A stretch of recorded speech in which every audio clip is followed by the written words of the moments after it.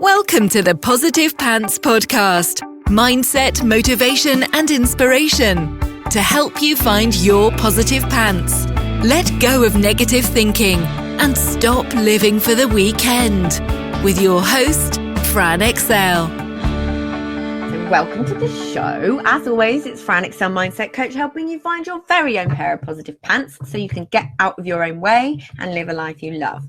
So today is a very, very important subject, and one that I'm all too familiar with: shiny object syndrome and how to avoid it. So shiny object syndrome is real and something that will hit us at some point as an entrepreneur, usually at the beginning. Okay, it's not anything to do with literal shiny things, although I wish it was, but it may as well be. So it's this idea of getting distracted by the next thing that we need or want that takes us away from the task at hand until the next one comes along after that. So shiny object syndrome is like entrepreneurial ADD. It is one of the biggest and often most destructive things actually afflicting entrepreneurs left, right and center. And it got me too. So I was a huge sufferer of this particular affliction and ended up spending a fortune. And when I say fortune, we're talking multi 5 figures here across a year. It's not a small amount. And this is on all the things that I absolutely needed before I could move forward in my business. And the reality was, it just made me feel busy being busy. You'll always hear me talking about this: busy being busy, not achieving anything fast and feeling pretty stuck and frustrated. Now, a huge part of why this affects us is actually our own self-doubt. So it's a naughty, pesky little mindset gremlin that's disguised as something much more practical. So can sometimes be a little bit more difficult to spot. So for me, it was I needed the best course on Pinterest, the best course on YouTube, Facebook, Instagram. Well, obviously I need to grow my group, and obviously I need to get hundreds of likes on my Facebook page. I need Instagram, memberships, online marketing courses, all of the expensive systems, spending £300 on lead pages when I hadn't even got a lead magnet, all the memberships, all the courses, all the tools. Anyone else got AppSumo? It's the devil. And if I didn't have them, then clearly my business was doomed to fail, right? Can anyone relate? But actually, what it did was, even though I had all these resources and training from the best of the best in the online industry, it held me back from actually taking the action in my business that I needed to. So what is underneath the shiny object syndrome? Underneath it all for me was fear. It was a fear that I didn't know enough, and a fear of feeling, a feeling of having to be in all the places, to have all the things in order to be successful. But also excuses not to do the hard stuff, to not push myself out my comfort zone, giving myself permission to not do the things that would actually absolutely get things moving. It's bonkers. If you don't nip it in the bud, it will cost you a fortune in time and money, and it will hold you back.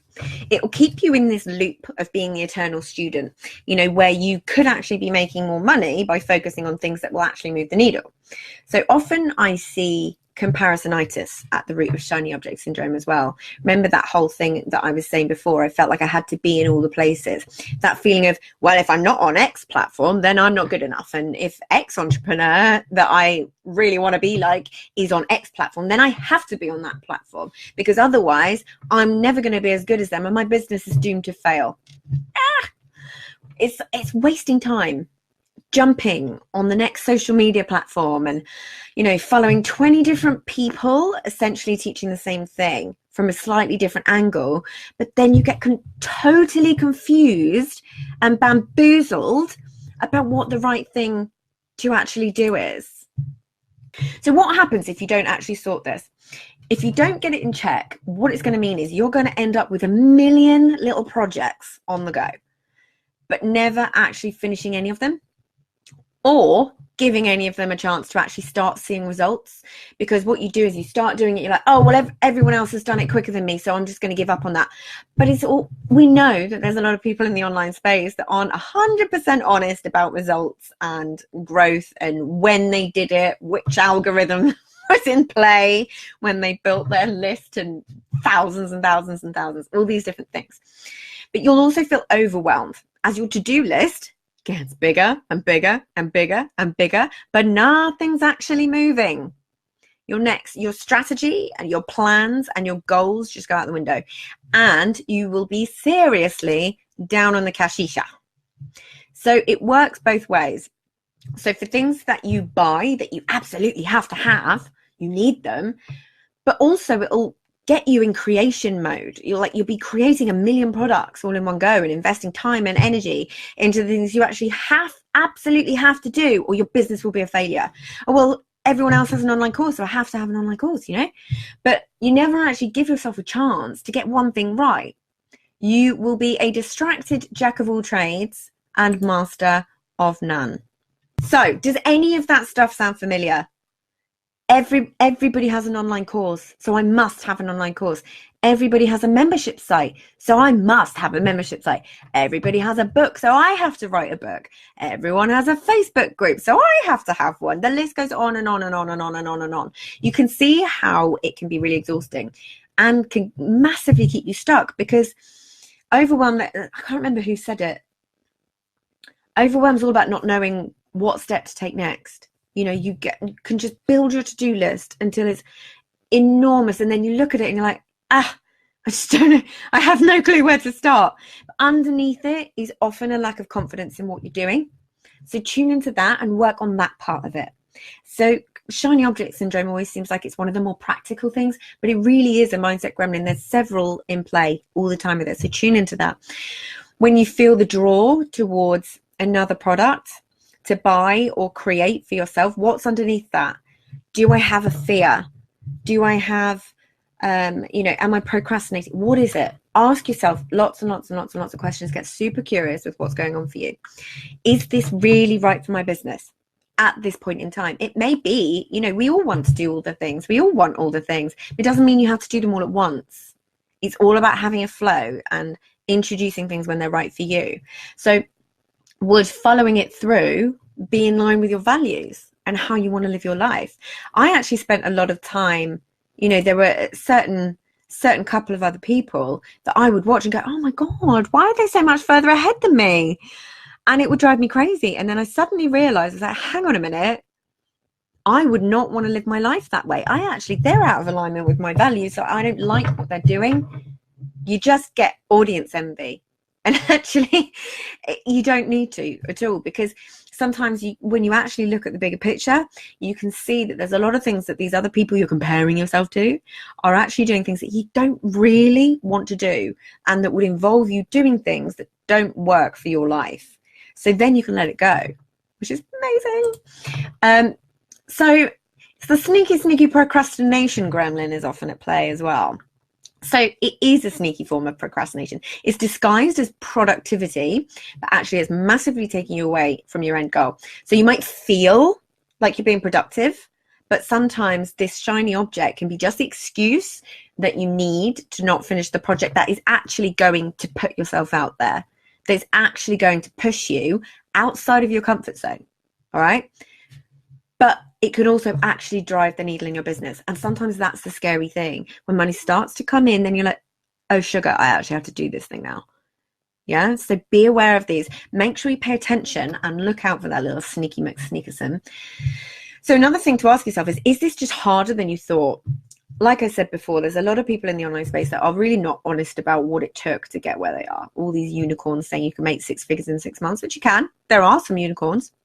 But normally there's a year and a half or 2 years of graft before that in terms of creating your audience and building your audience. You'll pivot several times, all these different things.